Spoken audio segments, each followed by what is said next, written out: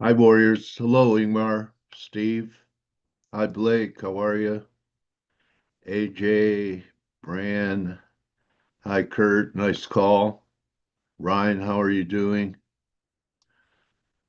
Okay,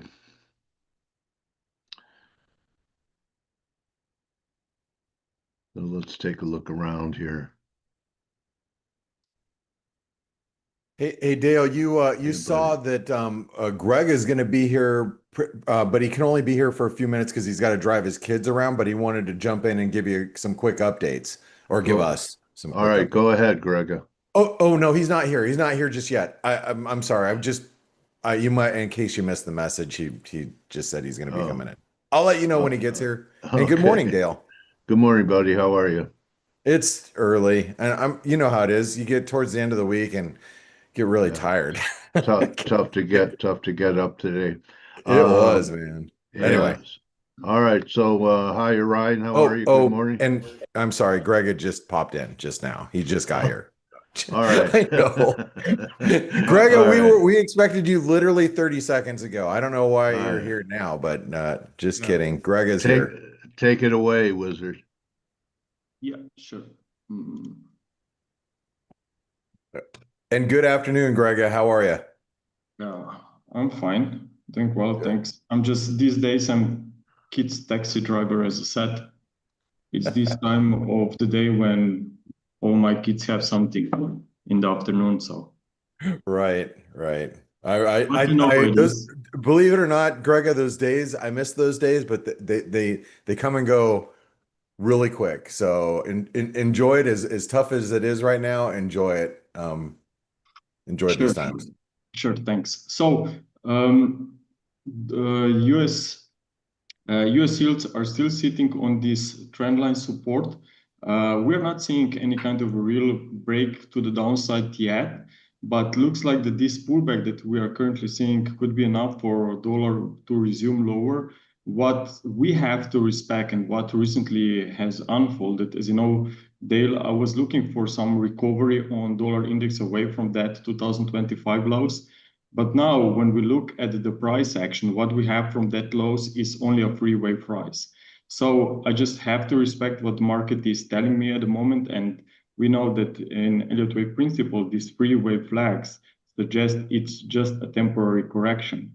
So I think that we can even retest the lows here of 2025 and possibly make another and final leg down within this ending diagonal.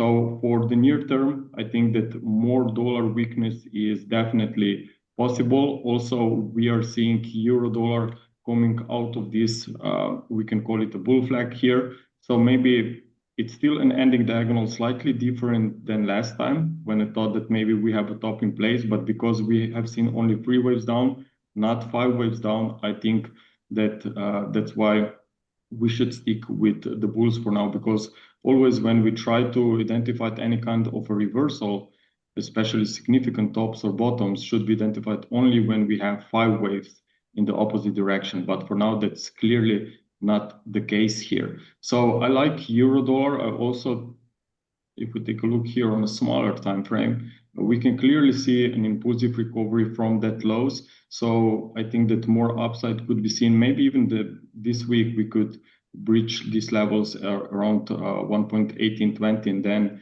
we could finally see more gains.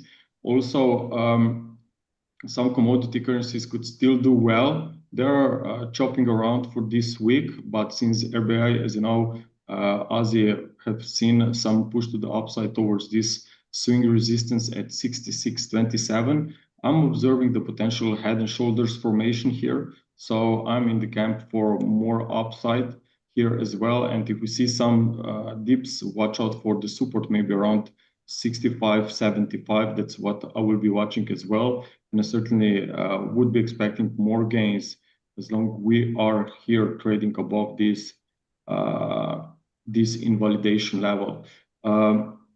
Also, dollar yen. I mean, this thing is really doing some very sharp moves here, and I just think that this decline is far from over. I think that we will revisit these Fed levels here, spike from 2 weeks back.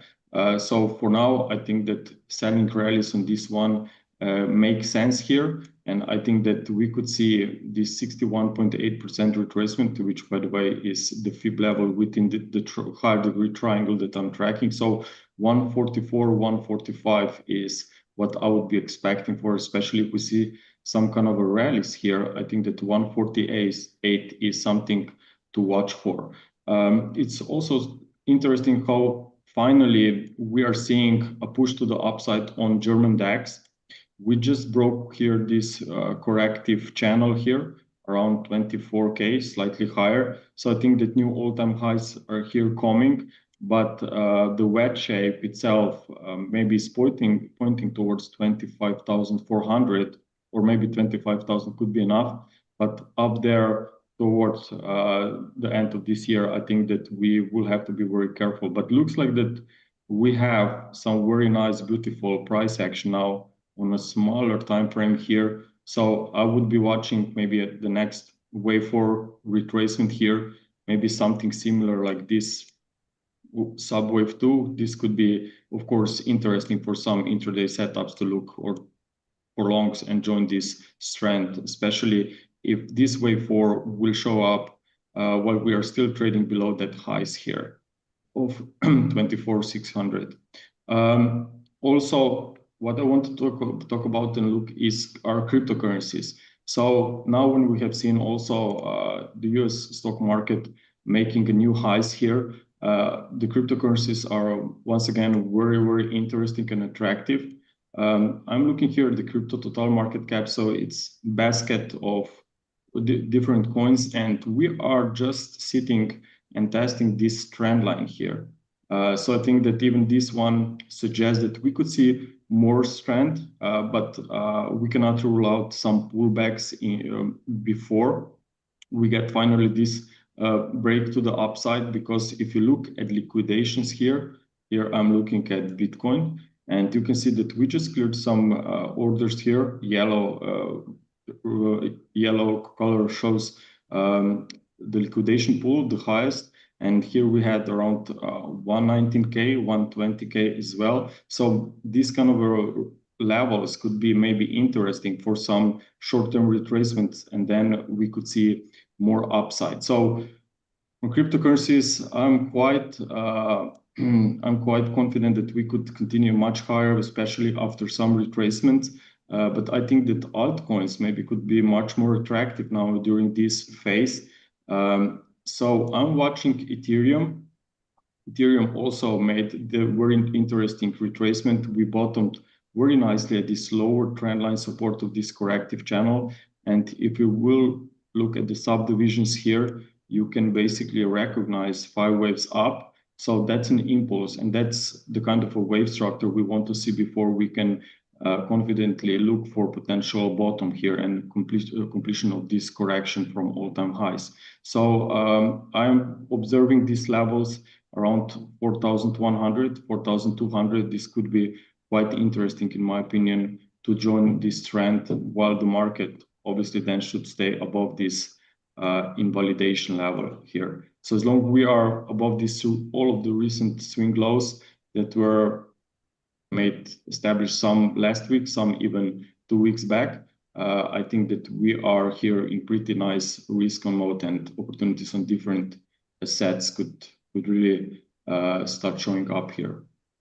So Greg, if I can just summarize everything that you just covered this morning, without all the wave counts, I could just say the buy everything market is still in play as far as you're concerned. As long as the dollar's weak. As long as the dollar's weak, buy everything. Buy everything, not buy everything. I mean, there we go.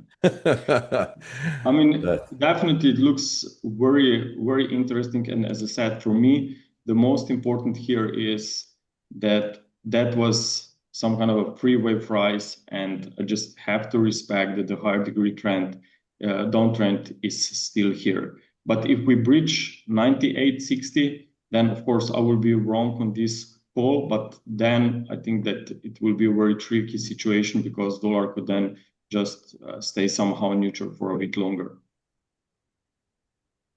Awesome. Yeah, thank you. Welcome. Thank you for having me. Hey, thanks for Okay. joining us, Grega.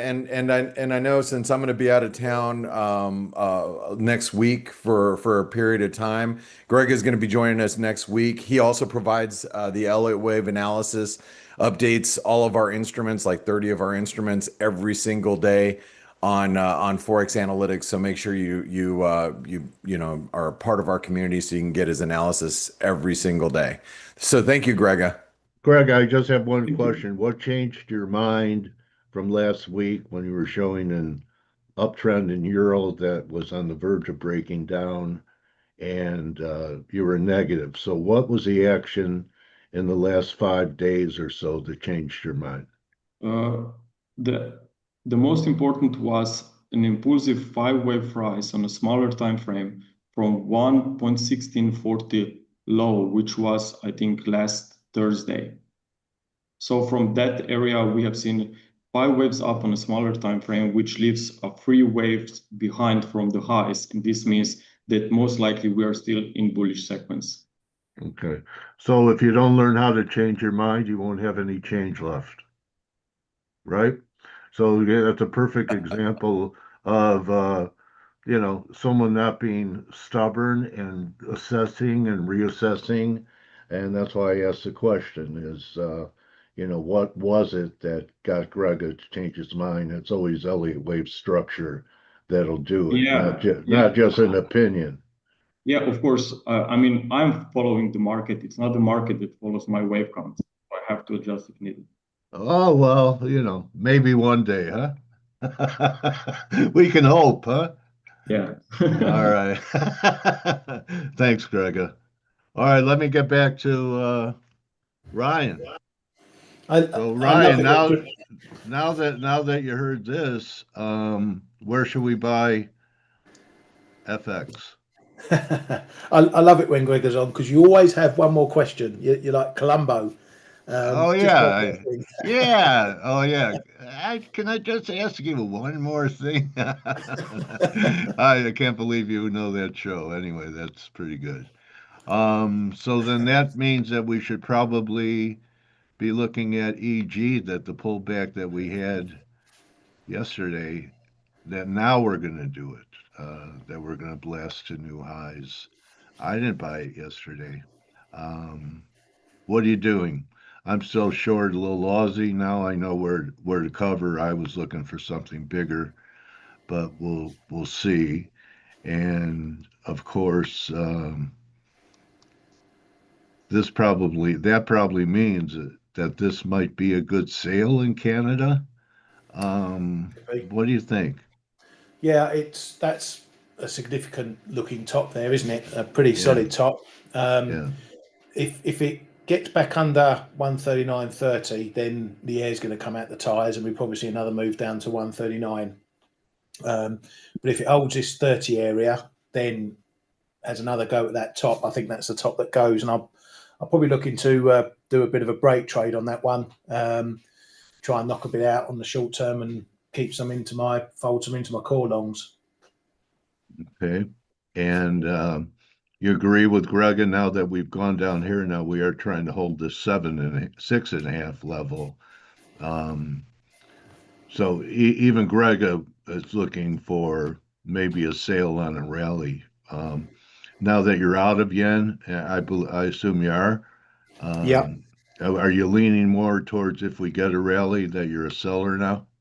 Um, Potentially, yeah. I mean, if that 147 starts holding, that could be a significant move. I mean, the bounce off that low that we got yesterday was pretty weak, up to whatever it was, 147.30s, the day's high. It is a bit of a level down here, as you can see with your black line. I've got the Yeah, same level pretty much. yeah. But it's a very weak looking move though. I mean, I know a few in our chat room are trying to scout the lows here, and that's valid. But Yeah. I, I It's a don't know tight if that's stop. actually. I'm tight I was stop. gonna. I'm sorry, Dale. I was gonna But ask Ryan, but what do you think about like the political pressures of from the LDP? I mean, do you think that's gonna weigh on the yen as well? Weigh on the yen or yen pairs, because it's the yen. in general that's seeing a lot of strength across the board. I mean, if you stay on that dollar yen, you know, look at those steps down that we've taken. Oh, you've gone to gold. All right. Okay. So I only went to gold because I wanted to see. It's not at new highs, but this is pretty clear. And you know, I caught some yesterday. You guys know I was short from 83, went to, I don't know, 50. Um, drive one, drive two. And I always ask myself, why didn't I just wait for this to develop? So to me, a little bit over 3,900, and look at the RSI, you know, it's not like it was here. It's not like it was here. It's not even like it was here. So if we get up there and get into the 90s, trying to tag 3,900 or 3,900 or so, I might try it again. Hey, look at silver. It just pushed the Hunt brother highs from 1980 just moments ago. Look at the spike high. Right here. Well, the Yeah. Hunt was 50, wasn't it? It was 48, I think. Oh, okay. Unless the pricing I have is off, because I was obviously playing with GI Joes back in 1980, so I have no Yeah. idea. I was in the business. So anyway, I yeah, don't know. yeah, this too looks like it could be a three.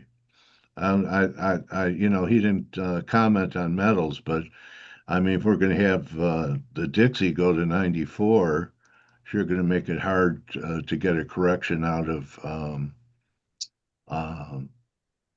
the metals. So we'll see. I don't know. To me, it still looks like we could have some type of pop out of here in the Dixie. You know, I'm not. I can't just launch shorts right here. So maybe wait if you believe in the short. And this is another reason I don't believe in the short. But I think if you want to be short the dollar, maybe sell a 50% retrace of this. I think it could happen. Um, and that's it. We have you know, we have people in our room calling for new contract highs in all the stock markets. We have it here in NASDAQ, and we have it Do you see we're here in almost at channel resistance in the S&P right now? let's see your Literally, we channel. are 10 points away. 10 points. Yeah, Okay. from All channel right. resistance. Show the crowd. Absolutely. So Silver going to 70. Yeah. yeah, well actually 6750 would have been the upside target. Well, will be the upside target. It's about 10 points from where we're at roughly on what I'm looking at. This is the rising channel. Then the longer term channel comes in around 6850. So I mean, it still looks like we got some juice in the tank as far as equities go. I mean, this is as you know, we talk about it all the time. It is the Teflon market. Nothing sticks to it. We're climbing the wall of worry. We have a government shutdown. Who gives a shit? Government shuts down, buy everything. I mean, you know, as long as, and I'm going back to what Grega had to say, as long as the dollar remains weak. And I've been a little skeptical about Grega's counts here on the euro. If you go over to his Elliott wave counts, which you can, you know, just go on Forex Analytix, hit EW, that's Elliott wave. You can see his daily counts. He's been looking for a move, you know, back up to highs unless we break below 116. He's looking for a move, you know, back up to the 118 level. As long as that stays in play, why should equities, you know, roll over? I mean, and that's exactly what he came on here to say. And like I said, I've been kind of skeptical, but Ryan, wouldn't you agree that the euro? I mean, I keep getting up every morning thinking, okay, well, maybe the euro took out stops below 117. I keep thinking that all week. Well, that's just because I'm short some euros here, like around current levels. I'm like, oh, today's going to be the day that we take the stops below 117. Hasn't happened yet, and Yeah. it's pretty pretty you know, sticky up here. What do you say? Yeah, I mean, you've only got to look at the trend for the year, as I keep pointing out. Look at the wider picture. You know, we're not looking weak in any way, shape, or form. Even this pullback from 119s. Yeah, I think at the moment, as I say, we're caught in a bit of the cross currents between what's going on in the yen and also what's going on in the dollar, because the dollar's got a hit yesterday over ADP, and we know that the dollar's looking a bit wonky. But yen is doing a lot of driving here, and I don't know whether it's politics or the BOJ. It's a lot for the BOJ to do, 300 odd pips, 320 pips. From that 150 just on a 25 pip potential hike at some point. Politics as well, it just looks a big move for that. So yeah, I don't know if there's some flows going through this that's seeing such pressure on the yen at the moment. Yeah, there has been, and actually, but here's the other thing about the yen, like sterling yen's probing horizontal support. Aussie yen just hit the 38% retracement. Kiwi yen has been trying to break down, but it hasn't been able to do it. And the Canadian yen might be a little spent to the downside. So after having several days of downside, but that's more of a Canadian story. I think the Canadian still looks extremely weak. Look at the 6C. I know you FX guys will appreciate this. I mean, this Canadian right here looks vulnerable. Like I wouldn't want to be on the long side of this one right now. It looks really vulnerable. So I think again that's more of a Canadian story than a yen or dollar story at this point. You can just really go over to the Euro Canadian and it'll tell you the same thing. I mean, Canadians just getting pulverized. But yeah, I mean, in this environment, I mean, why not have the S&P hit new highs, which were, at channel resistance. Again, longer term channel resistance, Dale. This is a weekly chart. So you can go since, this channel resistance is all the way from 2018. If you connect all the lows from post-COVID lows, all through these lows right through here, that would be 2022, 2023. And, Liberation Day, we got close, but not, we didn't quite get there. But that's the big long-term channel. I mean, this is weekly, so we're still, you could still really measure another 100, 200 S&P points up there. And I think some of these big banks with targets around 6,800 to 7,000 aren't too far off based on what we're seeing. And seasonality hasn't played any role in equities at all, which is really, really interesting. I know, Ryan, you love seasonality. Love it. Love it like a head and shoulders. Hey, you know what? If you're on the right side of the Santa Claus rally, I'm going to hear you chanting, here comes Santa Claus, here comes Santa Claus. I can hear it already. So I don't, you may not believe in seasonality like I do, but anyway, going to precious metals, I do want to just reiterate, this silver move. I mean, if you guys, haven't seen, where's my monthly chart? I don't know where my days. Oh, there it is. It's right here. There's your 6 month. You need another screen to put on top to get the price moving. Right. Here's silver from 1864, in case anybody wanted to know where. But look at this silver move. I mean, there's your Hunt brother move, right, Dale? Yep.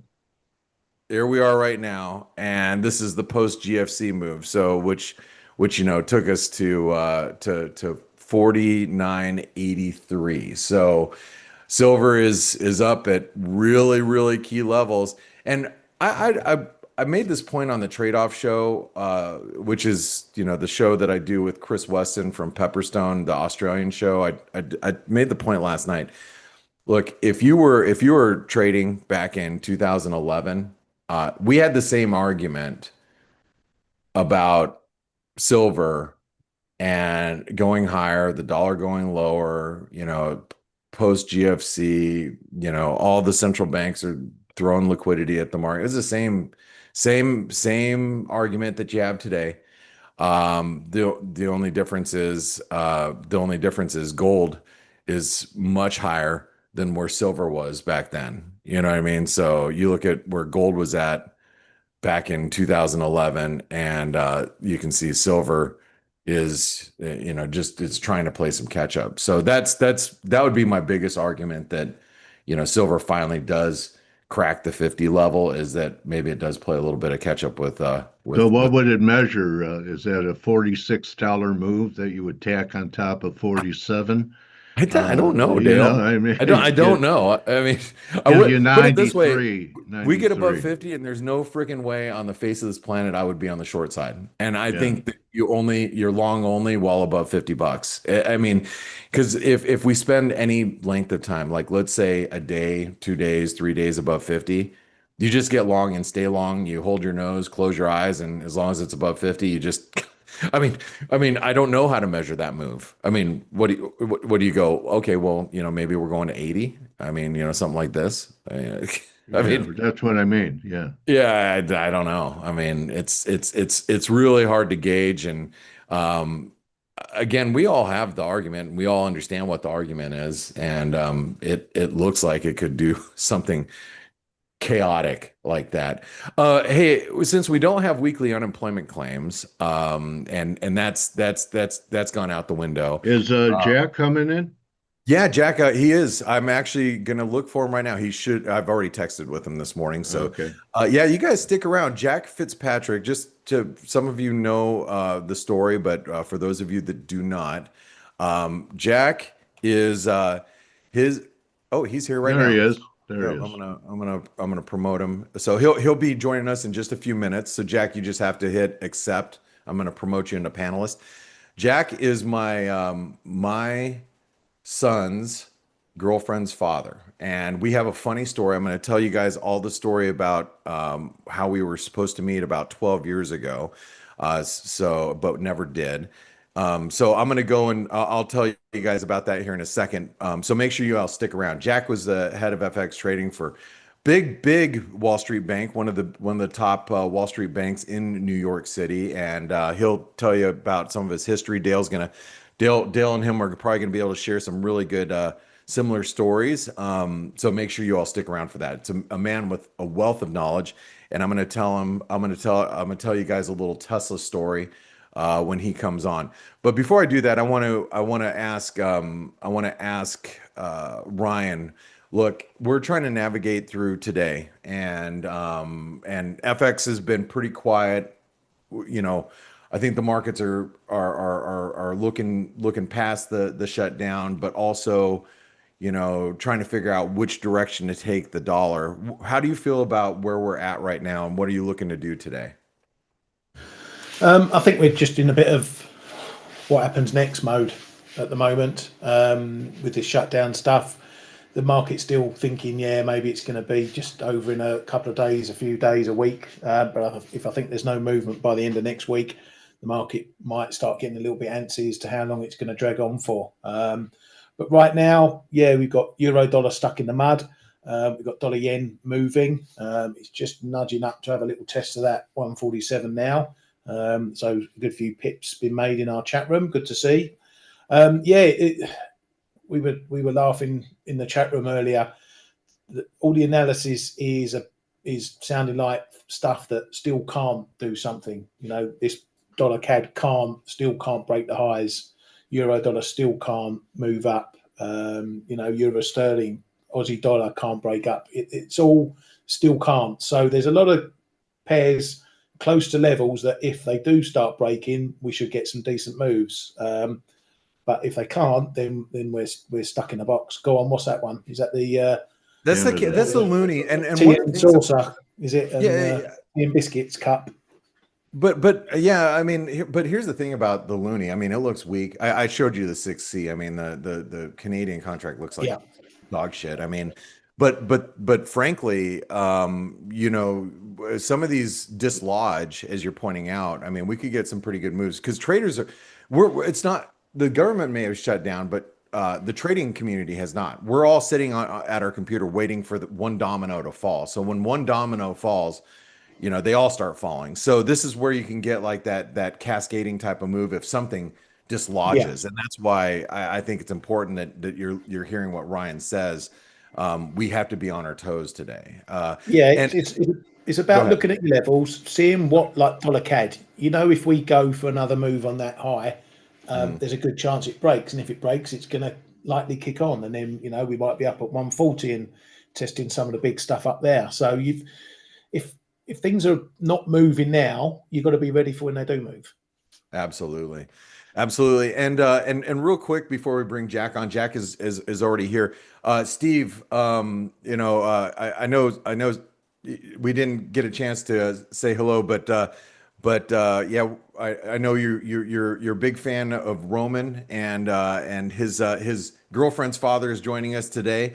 So I'm sure you're going to want to stick around for that. But Steve, do you have any comments for us The as far as how you peanut see gallery. everything? Anything for Yeah. the peanut gallery, Steve. Yeah. Shells? Throw the shells at us? Steve, we can't hear you Yeah, if he's you're not here. if you're He's trying not to here, talk. maybe. No, he's here. He's just maybe Okay, that oh, was the there wrong you are. microphone. Yep, gotcha. I was asking Dale, what did he say? Because I didn't hear The it clearly. give us something, throw something at us. We're the peanut gallery. What's a It's peanut gallery? it's an I old don't American know. saying, and Dale, you're throwing our Greek boy for a loop right now. He doesn't get all your sayings, man. He's probably It's the audience basically. all right. So It's kind of like where you walk into a store, Steve, and you see a bunch of frames, and people have taped peanut shells on the pictures. That's a peanut gallery. Ah, I'm just it still kidding. doesn't really It's make a not lot of that. sense. But Steve, any opinions for everybody listening in before we bring in Jack? no, let's bring Jack, and we have things to talk about during the morning edge. All right, Oh, fantastic. Which okay. guys, Morning Edge is our private show in about 45 minutes for Forex Analytics subscribers. So with that being said, let's bring in the man, the myth, the legend, Jack Fitzpatrick. Jack, can you hear us? And is your microphone unmuted? Yeah, I think we're good to go. It's nice to hear you Oh. guys. Thank you for having me on. Hey Jack. Hey, before I bring, I'm gonna usher in Dale. I got to tell the story about how, and I'm not putting myself on video this morning. I'm not ready, but you guys are. I wanted to tell everybody how we kind of met, which I think is really interesting. And you can correct me along the way. About 12 years ago, or 13 years ago, I moved back to Arizona. I had to move my kids out of Dallas. We were at MB Trading. I wanted out because I knew if we didn't move them out now, they're going to try to go through high school through there, and I wanted to move them back home. Despite me having to get up at 3 o'clock in the morning every day. So moved them back here, and I just had got back maybe about 6 months in, and one of my friends, he reached out to me and said, "Hey, I have this neighbor, great guy, just moved here from New York. He's in the FX market. He's big in the FX market, and and I want to introduce him to you because there's not very many FX guys here in Scottsdale. So let's go to lunch." And I'm like, I remember texting John saying, "Yeah, sounds great." And then for one thing led to another. We tried to coordinate it over the course of several weeks, and then it just kind of all fell apart. Anyway, fast forward to last year, and my son and Jack's daughter are in high school, and my son's like, "Hey, my girlfriend's dad is a big trader out of New York." I'm like, "Oh, that's cool." And so next thing you know, he had mentioned who you were, Jack, and then you guys had come to the realization that you and I were the two that were supposed to meet like 12 or 13 years ago for lunch. Yeah, it's pretty crazy. It never happened. So now, here we are. Fast forward like a year. Our kids are both in college together as a couple. And I was just with Jack and his family in Mississippi at Ole Miss just about 3-4 weeks ago. And it's great. And we're pulling. Both Jack and I are really pulling for our kids, hoping they make this work because Jack and I might end up being attached at the hip for a while. So, anyway, Exactly. small world. And just for the record, now I'm going to pass you over to Dale. Jack after he left, and he'll tell you, his background. After he left Morgan, he was a prop trader over at the Gelber Group, and it just so happens you guys here in this community know the Gelber Group, and Tommy from the Gelber Group is I've helped them promote or we here at Forex Analytix, we help promote the breakout, which is currently in its second competition right now to find fresh prop traders from around the country. You were a prop trader at the Gelber Group, which happens to have. There's actually a few guys in our community that have traded at the Gelber Group in the city that are in our community right now, and Jack and I know a lot of the same people in the city. So it's a really small world. And with that being said, Jack, I'm so happy to have you here.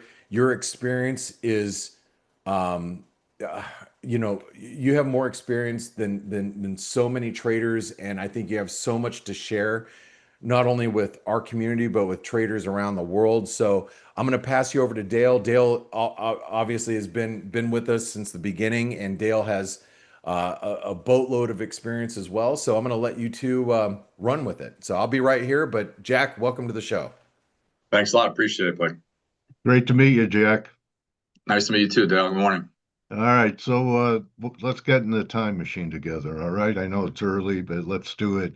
And tell us what your first entree into the trading business was, and when did you know that the markets were going to become part of your life? What attracted you?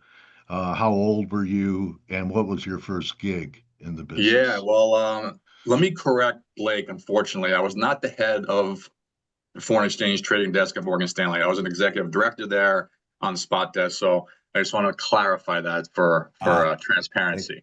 Thank But you. my first experience was I was going to Fordham University. My buddy, his older brother, had a boutique equity trading company in Manhattan, and I visited there one day, and I was in before starting school, and I visited, and it was mayhem. Like, one guy's walking around with a bishop's hat made of $100, praying for a rally because the stocks were in the dumper, and people are eating pizza. One guy's wearing shorts. One guy's wearing a suit. It was just controlled chaos, and I You was loved just it. the energy was just uncontrollable, and I was like, "This is what I want to do." I originally was I applied to Fordham for media studies, and I wanted to get into kind of the entertainment production, and that was scrapped immediately. And became an economics major and was completely enthralled with just prices and movements and why and what ifs, and got a degree. Funny story. First job was Morgan Stanley. Was there for my whole career. The reason why I got the job, Dale, you can probably relate to this. The New York Times had the Sunday Times, and in there they had the want ads, and in the want ads had all kinds of job listings, and you would write a cover letter and send your resume to the company. Well, I ran into one of the ads, and it says, "Send $50. We guarantee you a job on Wall Street." I was like, easy peasy, let's do this. Sent the resume in, $50. I had an interview with Morgan Stanley the following Tuesday. Got the job in operations, was there for 9 months. Lady tapped me on the shoulder. "You want to join my team? I'll double your salary when I give you a bonus end of the year." I said, happy days. I was making 18.5, doubled my salary, making 50 grand the first year. And I was able to sit on the trading desk and do P&L and position reconciliation. I was just completely in it. And on the foreign exchange desk at Morgan Stanley in the early 90s, and saw fireworks left and right. I mean, British pound deval, and I just completely fell in love with it. I told the big guy I wanted to work for him, got my MBA part-time, and when I graduated and got my MBA, he hired me, and I was on the futures arbitrage group, which that was my first forte into foreign exchange. I was arbitraging the futures market in Chicago against the cash spot market in New York, which I'm not sure there's a cash spot market with voice brokers quoting prices not at anymore. all anymore. I think No that may have squawk, gone no more squawk boxes. yeah, no more. Yeah. Unfortunately, the dinosaur is dead there, but foreign exchange moves on and lives on. Yeah. So you had the same reaction I did from the gallery of the CME over Union Station in the 70s. And I just looked at all that energy, went on the floor and went to different desks and said, I really don't care what you're going to pay me. I just want to learn. and it was the energy, and that was it. That Unbelievable. was the beginning of the long and winding road. So, we all come into the business and then we start looking at trades and try and figure out how we could capitalize in markets. Uh, did you have any mentors or any books that influenced you early? Do you consider yourself, or did you become a technical trader, or were you more like the guys on the floor that could just trade paper flow, although you did it from a desk? Yeah, I would say the first opportunity in futures arbitrage, it was just very quick reactionary. Like those opportunities presented themselves and you would kind of close on them and they'd be gone. But there were Okay. days where things got really volatile and the human factor in Chicago in the pits, like my broker would know there was nervousness and we'd break a level and it would just get really out of line. So it was more reactionary and being quick and disciplined about things. But then I did that for about 7 or 8 years on the desk. And then one day the entire spot desk at Morgan Stanley left and went to a different shop. I forget the shop. So they needed bodies. So they're like, all right, Fitzpatrick, you're the dollar yen guy in the futures arbitrage. You're now the dollar yen dealer. And that kind of got me into the more entrenched in the dollar yen exactly, and understanding positioning, understanding movements. I would say, I think the first book I read was probably Market Wizards. That Okay. kind of really broke it out to me and gave me a better understanding of like what people are doing out there, what these hedge funds are all about. And I would say I eventually adopted probably 60-40 fundamentals events, 40% probably technicals, because understanding like things definitely moved quickly through particular levels. And I was a big, I always wanted to understand the sentiment, because when the sentiment got too high, I think we all know when the boat goes all to one side, what's going to happen. So there's always a kind of reaction that pushes things over. So yeah, Except I would in say, except in the modern era. well, I don't, you know what? I stopped trading foreign exchange probably 7, 8 years ago. I just got burnt out. And then foreign exchange Yeah. was such a low vol scenario and so frustrating. And doing it for 20 years, I felt that was my edge, understanding foreign exchange when I was at Gelber. And I was like, things are not moving. It's just so frustrating. These like 20, 30 point ranges in the euro. Just how Yeah. am I going to pay the bills? And I pivoted from currency trading to what I'm doing now. Okay. And when you look back on your career, what were the biggest lessons you learned early on in a one mistake business? Yeah. And did you see others do it? You brought up Market Wizards, and I've talked to Jack before, and he said most of the wizards that blew out accounts, they resolved that they would never put on a trade without a hard stop. They Yeah. always had a hard stop. A lot of people say, "Well, I have a mental stop."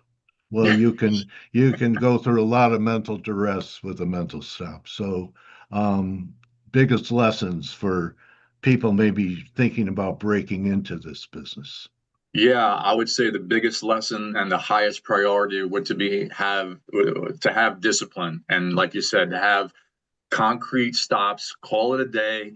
9 out of 10 times that first cut is the best cut, and you move on. I remember when I was doing the futures arbitrage early in my career, the CME opened up the Mexican peso contract. So I was I doing yen remember and I started the Mexican peso. And then like right 9 months, right before the devaluation, Jack. exactly. So as the Oh story wow. goes, 9 months into this thing, the contract open, and all of a sudden, it started with the Russian debt crisis and then led to long-term capital, which led to meltdown in emerging markets. And all of a sudden, EM Mexican peso is blowing out. Like I am Yeah. trading 10 big figure wide spreads in Chicago, and the head of foreign exchange pulls me in with the head of the spot desk, who's really under duress given how rates are moving. And she's like, "Where are we at here? What is our risk? Maybe we should be dialing this down." I'm like, "Well, we can dial this down, but I'm looking at 10 and 15 big figure spreads, like 18, I guess Max is trading 18, 30, 40 or so, like 30, 40, like 10 Yeah. big figures. Like every trade I'm doing is a $10 trade and making $100,000 or losing 100,000 or what have you. So she's like, listen, I want you guys to dial it in. She talked to the other guy and said, I want you to wind down some of your longer dated stuff, or there's going to be some rapid changes because things were just out of control. Yeah. He did not do what she asked and didn't follow the direct orders. And he was shit-canned within a week because the back end of the book blew out. Fortunately, I was able to remain profitable, and I think I had my best day trading ever in currencies. I made like over $1 million, and it was just mayhem. I knew a lot of guys that lost their seats on the IMM Easy. that day. So easy to do it. You know, that's the one downside of being on the floor. You have out trades. At least Yeah. when you're on a desk, you know all your trades have cleared. These guys would walk in the next day and find themselves long or short a certain amount of contracts that they just had to eat every day. Yeah, tough, and tough honestly, gig. being at a bank, if you took $100,000 out trade hit on a day where you're making $1 million, you're probably like, all right, well, now it's $900,000 or whatever. Like, you had the ability, the capital backing of a firm to kind of back you up, but a lot of these guys were just, you know, running solo, which, you know, they had real super tight margins and couldn't afford errors like that. Okay, and when did you move to Arizona from New York? Was it the winters that finally got to you? What You know, I was finally behind tapped it? out. I got riffed out of Morgan Stanley after 23 years, and then that's when I joined Gelber, and I was at Gelber for like a year or two in New York. And I was talking to my wife. I said, "There's got to be a better life to live out there. I'm tired of the potholes and the snow and the taxes." And my wife and I would visit her mother-in-law, who was part-time out there, and it was just so beautiful. And we figured it would suit our bill to be out there to retire. But fortunately, my kids were young enough; they were pre-high school. I have 4 daughters. And they were all young enough to make the move, and we pulled the trigger and did it. And, you know, just exponential well-being is just unbelievable. You know, I don't miss the rat race whatsoever. The only thing I can say I miss from New York is going to Little Italy and Arthur Avenue in the Bronx, and maybe the Italian bread. The food. Exactly. But you know what? Arizona's got some pretty solid restaurants out here, and I couldn't be happier. Can you find a good Italian beef in Scottsdale? I'm not really an Italian beef guy. I'm more of Italian combo maybe, but I found an awesome Italian restaurant called Corso. It's a guy's from Italy, but he was in Jersey for about 40 years, so it's been nice to run into him. We ate there with you, Jack. It was amazing. Yeah, it's awesome. So has the hours. Let me just finish it. Oh yeah, sure thing. I have 2 more questions, and then Blake. Oh yeah, sure thing. First of all, getting up earlier, the time change adjustment. Yeah. Any issues with that? Do you miss that you could sleep till 6 or 7 o'clock, and now you're up at 4? Hell no, I'm an early riser. Okay. You know, back in New York, I would be at the desk at 6 a.m. I lived in the suburbs. I was like a half an hour drive away, in early enough. So I've always been an early riser, not a problem at all. Okay, and not only for Blake's son, but other guys that came to date your daughters, did you show up the door with a chainsaw?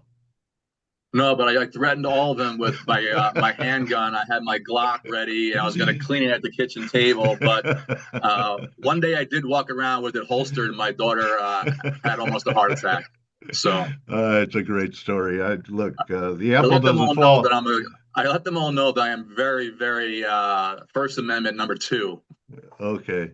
Well, the apple doesn't fall far from the tree, and Blake's sons, they're like Blake, so you know, you're doing okay with a guy like him.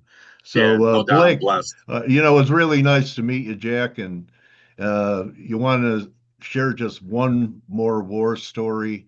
Tell us your worst experience in your career. Worst experience is also probably the best experience. I was trading dollar yen when it collapsed through 70 or 77 and made the all-time lows. And I'm a dollar yen dealer, so everyone's selling. I'm getting them. I'm long dollar yen all the way down. I'm like, oh man, this has been a torturous day. And I ended up down a couple $100,000, which on a day like that on a currency desk is no big deal.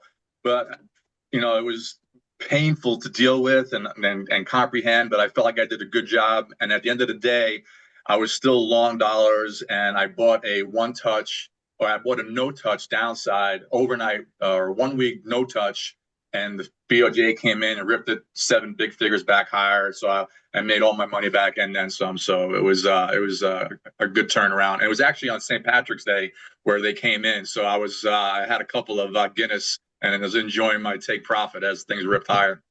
A war story that turns out with victory. Love it. Yeah, Rick, so it was great talking to you, Jack, and we'd like to, have you back again if you want to talk to us about your journey. And Blake, sure. Your son's potential future father-in-law, he's all I yours know now, man. it's so crazy because we have we do have somewhat parallel lives and it's wild. But Jack is just like I said, he's a wealth of knowledge, and it's funny just sitting back in the back seat listening to you guys talk about things. But I do want to say that one of the reasons I wanted to bring Jack on is just because of the knowledge that he has in the markets and Jack, you're an RIA now. So explain to traders what you do nowadays. Yeah, so about 5 years ago, I segued. Like I was saying, I kind of got burnt out from trading, and FX was just beating my head against the desk. And I thought the best avenue for me for new opportunity would be pivoting into wealth management. So registered investment advisor, I'm Series 65, so I give financial investment advice. Also insurance license, so I cover people's life risks. And I joined a group called Savvy Advisors, a registered investment advisor. And I work under their guise as under my own business practice. And basically, I'm kind of a wealth advisor looking to solve people's problems and help them with the issues that they have. And I try to cover investments, insurance, tax, and legal, and make sure everything's aligned for them. So just if somebody wanted to get a hold of you, what's the best place to do it, and how do they do it? I'm going to show your screen over at Savvy just real quick while you're doing this. Savvy Advisors, but what's the best way for traders to get a hold of you? Yeah, I would just hit me up on LinkedIn. That's probably the easiest. And if not, I could put my email in the chat. Let's see. You guys are. I can go about, and you're right here. Alphabetically, So yeah, there you are. So if anybody wants, I'm going to put it in the chat box. But you could just go to Savvy Advisors or was it SavvyWealth.com? SavvyWealth.com. Yeah. Yeah, and get a hold of Jack if you guys have any questions about wealth management. And I think Jack, you're obviously a great wealth of knowledge. Now, I promised everybody earlier I was going to tell a story that you don't know, Jack. I know. So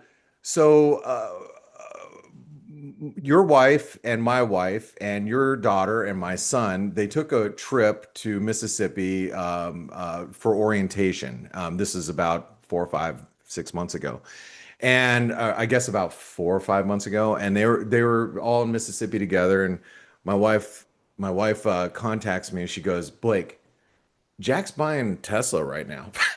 Like I'm like, "What?" And she goes, well, Sue and Jack are talking, and then Sue's like, "Oh yeah, we're gonna be buying some Tesla and stuff," and she's like, "I'm buying Tesla." I'm like, "Oh, okay, do whatever you're gonna do." So I'm like, "But I think it's a smart idea because Musk is at Doge right now, and when he leaves, Tesla's probably gonna rip." And she's like, "Well, I'm buying some." And so this is back here in about March or April, and so anyway, my wife actually showed me her statement yesterday. She's like, "I wish I would have bought more." I'm like, "Well, welcome to trading." So yeah. So, Yeah, that's a good story. Never enough when you're right, always too much when you're wrong, right, Jack? yeah. She's No like, doubt. No doubt. "Oh yeah, look, we made about 100% on our money. I wish I would have bought more." I'm like, "Oh well." But Jack, Her money. Is it her money? yeah, it is her money, not my money. It's her Not money. your money. If it had been a lot, it would have been your money. Right. Hey, Ryan, since you're here and we have Jack here and we have a few more minutes, I know you sat around and listened to Jack. Do you have any questions for him? I mean, being across the pond and being, snooty UK guy. Do you have any questions for Jack? not so much a question, but just hearing Jack's, early life, how he got into markets, what he went through in terms of learning about fundamentals, particularly sentiment. I mean, I'm massive on sentiment. It's chalk and cheese. It's pretty much exactly the same path I went on, and it's a path a lot of people who go into the city, go into big banks, go on. It's why we've got the experience we've got, being so long in the tooth as we all are. And it's something, certainly we try and push here at Forex Analytics. You can't just be a technical trader. You don't have to understand economics, have a degree. You've just got to understand, the basics, but understand the sentiment. I mean, that's something I say into every big event, a Fed meeting, a Bank of England meeting, NFP. Know what the market is doing going into these things. Know what the sentiment is, because then you know how to trade it. No doubt, I agree. Can't agree more. Well, good Jack, luck. Good luck in your new career, Jack. Yeah, I appreciate it. Thanks, Dale. I hope you're able to accumulate a lot of people and use the knowledge you gained as a trader to help manage risk in case this bull market ever ends for people. I hear you. Thanks a lot, Dale. I appreciate you. All right. And guys, Jack, we're gonna have him back. So if you have any questions for him, make sure you reach out to him. We put his, just check out savvyadvisors.com, and he did put his email, which is Fitzpatrick or Jack? Yeah, Jack Fitzpatrick. Yeah. At savvyadvisors.com. Great. Email him if you have any questions. And we're going to have Jack back just because you have so much experience. And that's one thing that, Dale's so good at. Dale finds like the guys and gals with so much experience that have something to share with our community. So we appreciate having you here and sharing your, years and decades of experience with our community. So thank you so much, Jack, for being here. And Dale, I'll let you wrap it up. Thanks, Blake. Appreciate it, man. All right. So have a great weekend, Jack. Appreciate you being here and glad you found Go West, young man. I'm glad you finally listened to that to get out of the winters. How do you like it in August? Do you go outside? Love it. You do love it, huh? Oh, I love it. I'll take Oh, 110. I'll take 110 before 90 degrees and 95% humidity in the city streets any day of the week. All right. Well, okay. I didn't mind it for a while, but eventually I went to the coast. To me, it's the opposite of living in Chicago, which is where I'm from, where you hibernated in the winter, and in Arizona and even here, I'm in the high desert. I kind of hide out when it's 100 degrees. So, really great meeting you. And this is how I close every show, Jack, because we're also focused on pips, right? So I think it's important to be grateful that we're even in the game. And I always say to people, don't just count your pips, count your blessings. And I'll see everyone tomorrow. Thank you, Blake and Ryan and Jack. Thanks, great Coach. meeting you. And we'll see everyone tomorrow for TGIF. And that's a wrap. Adios. Take care, y'all. See you, Jack. See you, Jack. Take care, Thank you. Joe. Thanks again. Thanks, Blake. Take care.